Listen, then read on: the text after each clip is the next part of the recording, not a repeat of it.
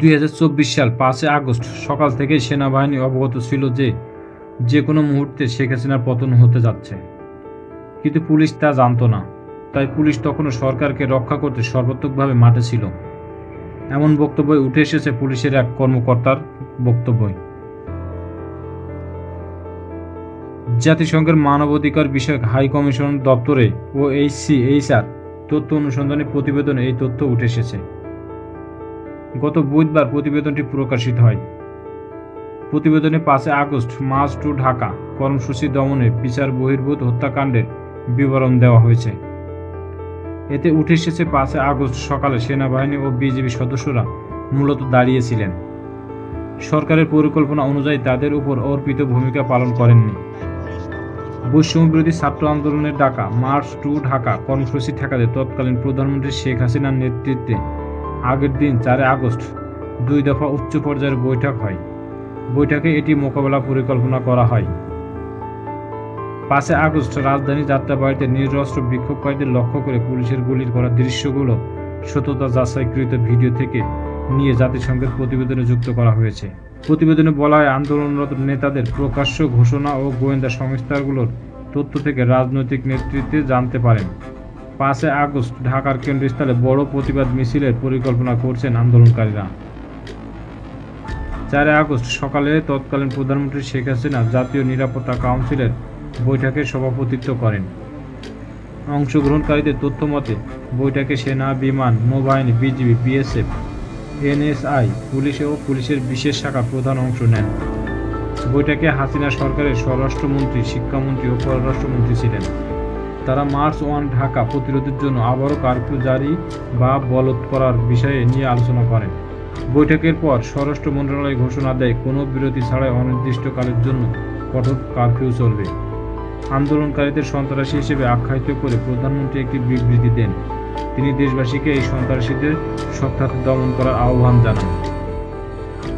আশুলিয়ায় একটি ভ্যানে লাশ স্তূপ করেছে পুলিশ, পরে লাশ পোড়ানো হয়। এই দৃশ্যগুলো সত্যতা যাচাইকৃত ভিডিও থেকে নিয়ে জাতিসংঘের প্রতিবেদনে যুক্ত করা হয়েছে।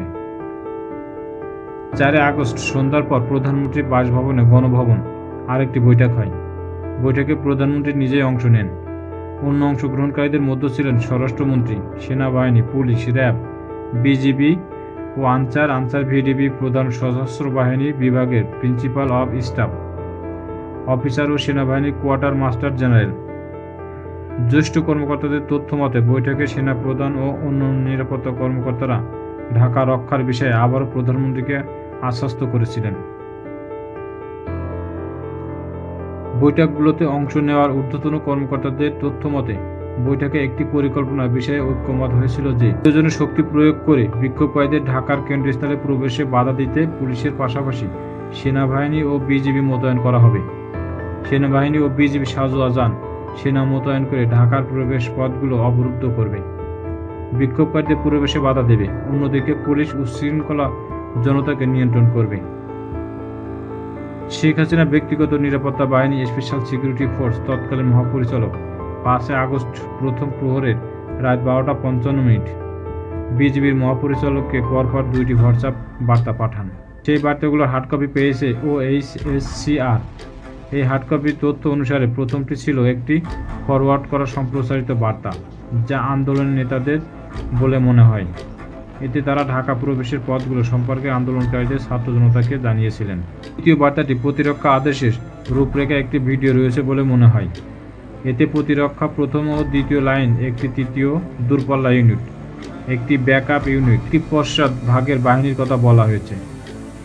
একজন জ্যেষ্ঠ কর্মকর্তা সাক্ষ্য দিয়েছেন, সেনাবাহিনী যে বাহিনী মোতায়েন প্রতিশ্রুতি দিয়েছিল সেটা তারা মোতায়েন করেনি। আর একজন জ্যেষ্ঠ কর্মকর্তা বলেছেন, বিজিবি প্রতি ঘন্টায় বিভিন্ন প্রবেশের পথ দিয়ে 10,000 থেকে 15,000 বিক্ষোভকারীদের ঢুকতে দিয়েছে, যা তাদের নিয়ন্ত্রণ করার কথা ছিল। তৃতীয় একজন জ্যেষ্ঠ কর্মকর্তা তখনকার পরিস্থিতি স্মরণ করে বলেছেন, সিসিটিভি ফুটেজে 500 থেকে 600 বিক্ষোভকারীদের সেনাবাহিনীর বাধা ছাড়াই উত্তরা থেকে ঢাকা কেন্দ্রস্থলের দিকে আসতে দেখে তিনি বুঝতে পেরেছিলেন কিছু একটা গড়বড় হচ্ছে।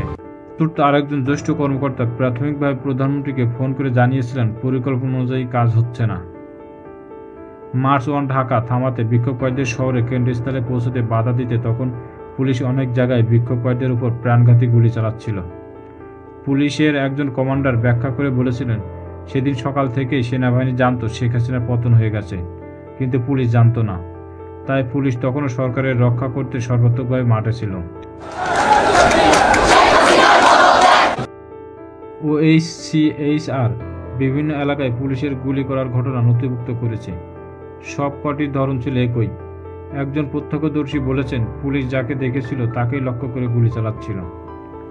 সাভারের আশুলিয়ায় পুলিশের বিক্ষোভকারীদের নির্বৃত্ত ও আটক করতে প্রাথমিকভাবে তল্লাশি কেন্দ্রে চেকপোস্ট বসিয়েছিল।